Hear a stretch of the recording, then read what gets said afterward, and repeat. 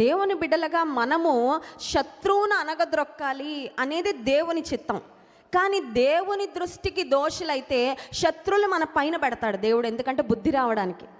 ఎందుకంటే అల్టిమేట్గా దేవుడికి కావాల్సింది మన కంఫర్ట్ కాదు, మనం ఆయనకి దగ్గరగా ఉండడం కావాలి. లేకపోతే ఈ లోకంలో ఏదో కంఫర్టబుల్ లైఫ్ బ్రతికేసి నిత్య నరకాగ్నిలో యుగ యుగాలు నీవు నేను కాలడం ప్రేమ కలిగిన దేవునికి ఇష్టం లేదు. కాబట్టి ఆయన యొక్క నిత్యమైన ప్రణాళికలో భాగంగా కొన్నిసార్లు శత్రువులకు మన మీద జయం ఇస్తాడు, కొన్నిసార్లు కొన్ని రకాలైన పరిస్థితులు అప్పగించేస్తాడు. ఇంకా ఆయనే అప్పగించాడంటే మళ్ళీ ఆయన కాళ్ళు పట్టుకుంటే తప్ప, ఆయనను ఆశ్రయిస్తే తప్ప శత్రువుల మీద తిరిగి మనం జయాన్ని పొందుకోలేము.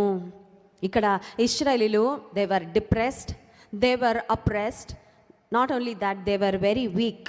చాలా కృంగుదల్లో ఉన్నారు, నిరాశలో ఉన్నారు, ఓడిపోయిన స్థితిలో ఉన్నారు, ఓటమి భారంతో ఉన్నారు, అనగద్రొక్కబడిన పరిస్థితుల్లో ఉన్నారు.